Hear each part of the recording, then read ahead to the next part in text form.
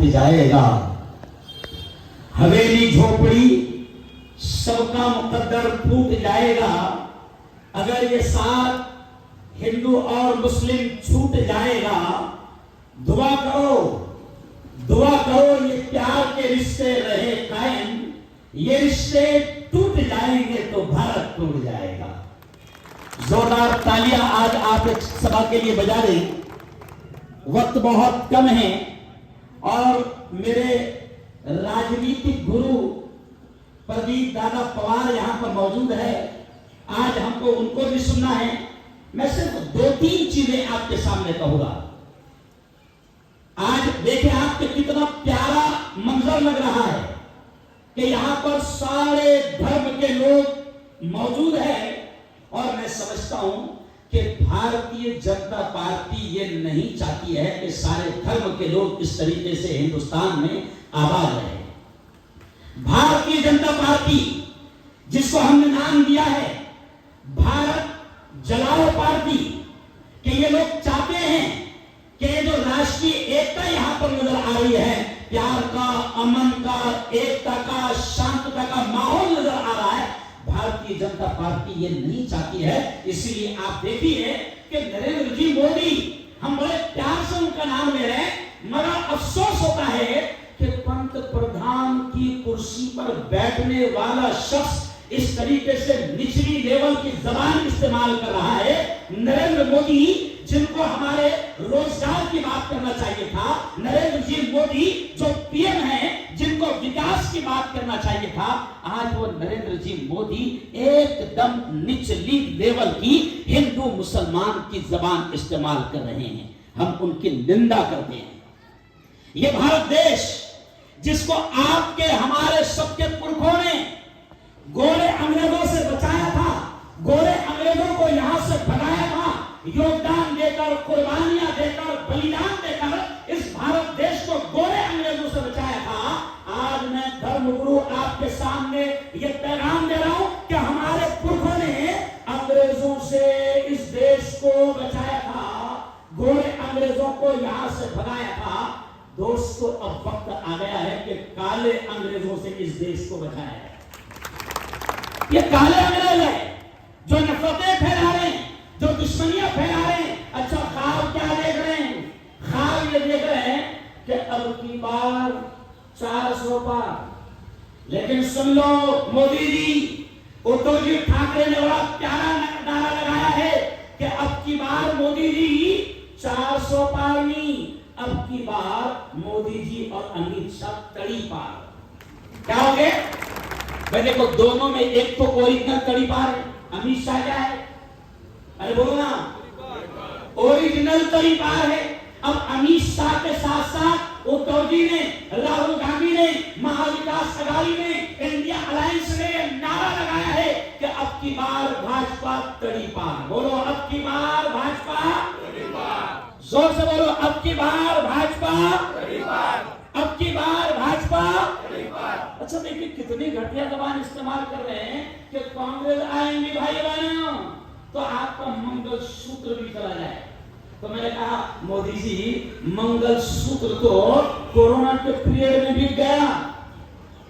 मोदी जी, मंगल सूत्र तो आपने महंगाई इतनी बढ़ा दी कि मंगल सूत्र महंगाई से जूझते जूझते बिक गया।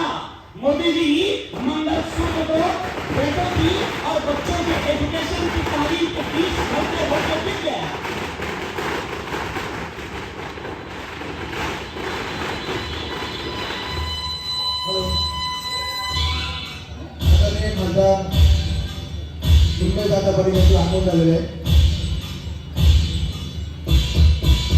वाला पाटिल आ रहे हैं, जोरदार तालियों से आप भी स्वागत करें।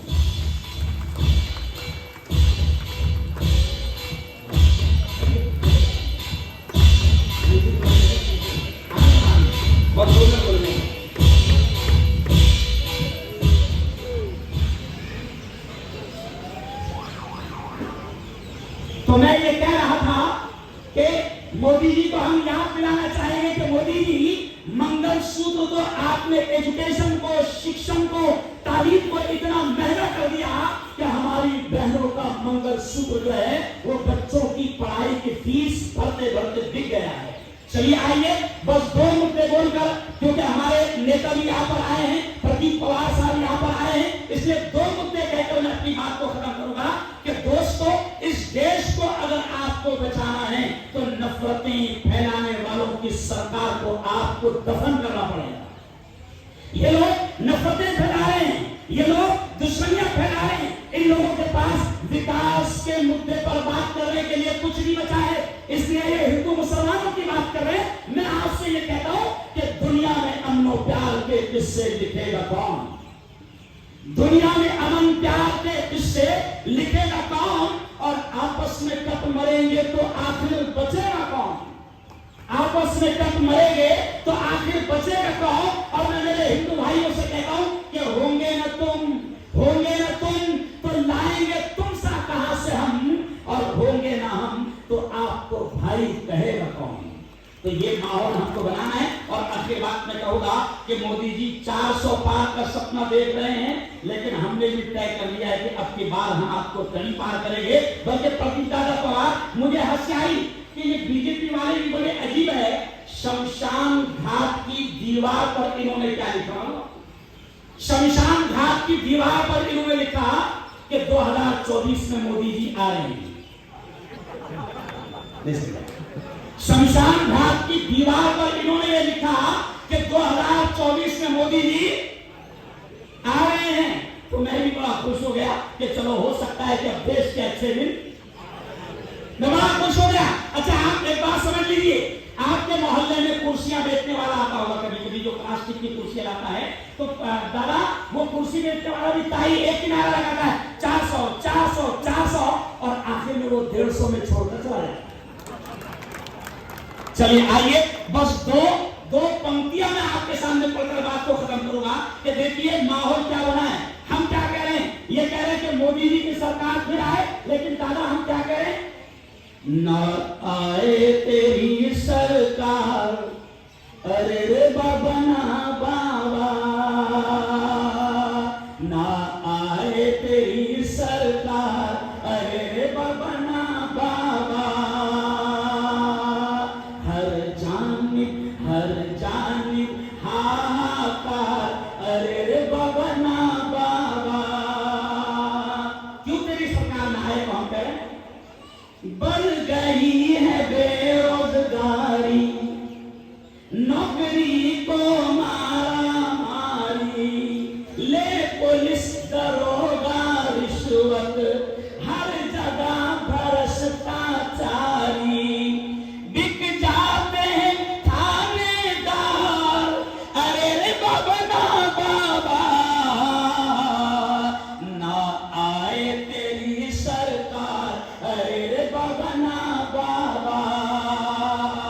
और अगला शेर देखिए, इन्होंने वादा किया था कि काला धन लाएंगे, तो अगला शेर देखिए, धन काला तू नहीं लाया, धन काला तू नहीं लाया, ऊपर से बैंक डुबाया, ना रोक सका तू महंगाई, हर चीज के दाम बढ़ाया, हुआ जीना अब दुश्वार, हुआ जीना अब दुश्वार, अरे रे बाबा ना बाबा, ना आए तेरी सरकार, अरे रे बाबा ना बाबा। और आखिरी पंक्ति सुनिए, बेहद परेशान हुए हैं, बर्बाद किसान हुए हैं, तेरी नोटबंदी से मोदी कई घर वीरान हुए हैं, मजदूरों पे अत्याचार, अरे रे बाबा ना बाबा, ना आए तेरी सरकार, अरे रे बाबा ना बाबा। और आखिरी बात ये कहूंगा कि अभी ताई यहाँ पर मौजूद है, मेरी बहनें यहाँ पर मौजूद है, कितना प्यारा माहौल है। मेरे दोस्तों, भड़गांव वासियों, मैं आपके मतदार से कह रहा हूं कि क्या आप ये चाहते हैं कि प्रज्वल रेवन्ना जैसे रेपिस्ट को मदद करने वाली सरकार है? अरे बोलो भाई, बिल्कुल नहीं। अरे मोदी जी एक रेपिस्ट का प्रचार करने के लिए गए और मालूम होने के बाद कहते हैं कि आप प्रज्वल रेवन्ना को मजबूत करो तो मैं मजबूत हो जाऊंगा। आखिर आपने देख लिया कि एक रेपिस्ट के प्रचार के लिए नरेंद्र मोदी गए। मुल्क की महिलाओं का बड़ा बुरा हाल है, इसलिए आपको और हमको तय करना है कि दोबारा ये सरकार, अरे बोलो, नहीं आएगी। इसलिए मैं आपको नारा लगा रहा हूं कि 13 मई बीजेपी गई। बोलो जोर से, 13 मई बीजेपी गई। जोर से बोलो, 13 मई बीजेपी गई। 13 मई को आपको निकलना है और एक पढ़ा लिखा युवा, एक पढ़ा लिखा जवान करण दादा पाटिल, करण दादा पवार, 1 नंबर का बटन उसका है। मैंने करण दादा से कहा कि देख, खुदा ने तेरा 1 नंबर का बटन मशीन में रखा, यानी ये तय हो गया कि रब भी ये चाहता है कि तू ही 1 नंबर रहेगा। तो हमको 1 नंबर का बटन दबाकर करण दादा को बिल्कुल कामयाब करना है। और हमारी निशानी है क्या? जोर से बोलो, जोर से बोलो, क्या निशानी है? मशाल। मेरा वोट मशाल को, मेरे अब्बा का वोट। मैं मुसलमान भाइयों से भी कह रहा हूं, आपका धर्मगुरु, कि मेरा वोट मशाल को, मेरे अब्बा का वोट मशाल को, मेरी अम्मी का वोट मशाल को, मेरे बाबा का वोट मशाल को, मेरे दादा का वोट मशाल को, मेरी बीवी का वोट, अरे बोलो, मशाल को। और हम सब का वोट मशाल को। इंशाअल्लाह करण दादा पवार को जीतने से कोई रोक नहीं सकता है। जोरदार तालियां आप एक बार बजा दे। बहुत बहुत धन्यवाद, बहुत बहुत शुक्रिया। जलगांव से जो मंडली आई है, हमारे सेक्रेटरी जमील शेख साहब, सलीम इनामदार और मुझे पठान साहब, मैं इन तमाम का भी दिल की गहराइयों से शुक्रिया अदा करता हूं। और मैं मेरे राजनीतिक गुरु प्रदीप दादा पवार से गुजारिश करता हूं कि आप आए और 2020 खेलें।